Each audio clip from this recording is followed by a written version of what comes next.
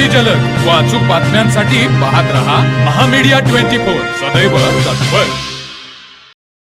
रोकडी इथं शीलप्रभा Indian gas वितरक कंपनीचा सावळा गोंधळ दिवसेंदिवस वाढत चाललाय।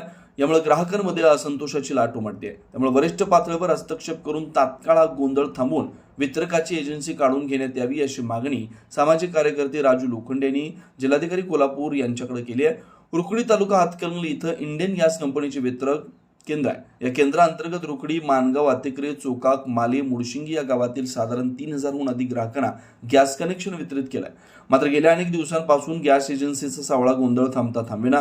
काही ग्राहकांच्या ऑनलाईन पद्धतीने बुकिंग होतं, ग्राहकांकडून OTP मागून घेतला जातो, मात्र सिलेंडर पोहोच न होता मोबाईलवर सिलेंडर पोहोच झाल्याचा मेसेज येतो। यामुळे ग्राहक गोंधळात सापडले। काहींना 90 दिवस तर काहींना 60 दिवस उलटून गेले तरी गॅस टाकी मिळालेली नाही, मात्र तुमचा गॅस पोच झाला असल्याचा मेसेज त्यांना पोहोचत होता।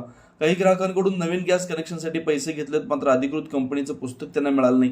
काही ग्राहकांची गॅस टाकी आहे, मात्र मोबाईलवरून बुकिंग होत नाही। काही वेळा ग्राहकांकडून अधिकृत रकमेपेक्षा जादा दराची आकारणी करून रात्री अपरात्री गॅस वितरण होत आहे। गॅस वितरण करताना अनेकांना अधिकृत OTP न घेताच दिला जातोय। त्यामुळे गेल्या अनेक महिन्यांपासून सुरू असलेला सावळा गोंधळ थांबता थांबेना। अनेक वेळा ठराविक ग्राहकांकडून दादागिरीची भाषा वापरून 45 दिवस पूर्ण होण्याआधीच अनधिकृतपणे गॅस टाकी दिली जाते। यामुळे ग्राहक आणि वितरक यांचा ताळमेळ जमता जमेना। एकंदरीत या गोंधळामुळे इंडियन कंपनीचा ग्राहक मेटाकुटीला आलाय। तात्काळ हा सावळा गोंधळ थांबवण्याची मागणी होती। रुकडीतील शीलप्रभा गॅस एजन्सी गेल्या 4 महिन्यामध्ये युद्धाच्या नावाखाली गॅस वितरणामध्ये गैरकारभार करत आहे आणि याचा फटका मला देखील बसलेला आहे। मी सुद्धा 2-3 वेळा या ठिकाणी अनुभव घेतला आणि मला असं आढळून आलं आणि लोकांनी देखील सांगितलेले आहे की हे परस्पर गॅस सिलेंडर दुप्पट तिप्पट दराने विकतात आणि मग ज्यांना OTP आलेला आहे अशा लोकांना 90 दिवस गॅस मिळत नाही आणि काही लोकांचे OTP येत नाहीत। काही लोकांना रजिस्टर करून सुद्धा कंपनीकडे त्याचा मेसेज येत नाही।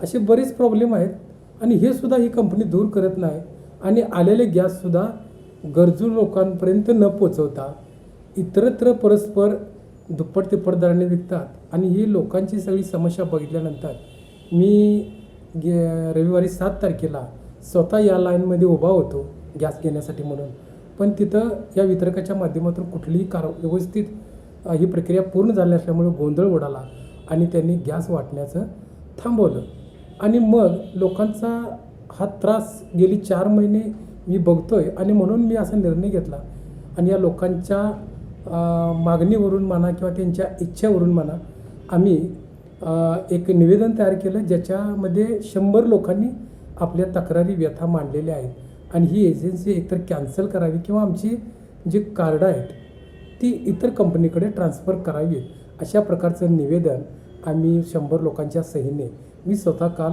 कोल्हापूर जिल्हाधिकारी माननीय यांच्याकडं सादर केलेलं आहे आणि पुढील मला अपेक्षा अशी आहे की यावर योग्य तो निर्णय होईल आणि हा जो त्रास आहे लोकांना होणारा हा इथून पुढे होणार नाही अशी एक अपेक्षा आहे आणि याला सर्वस्व जबाबदारी हा वितरक आहे।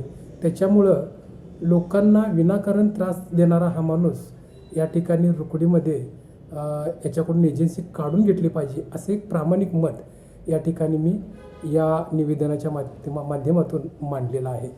तर मग चला सबस्क्राईब करायला विसरू नका महामीडिया 24 न्यूज चॅनलला। महामीडिया 24 सदैव तत्पर।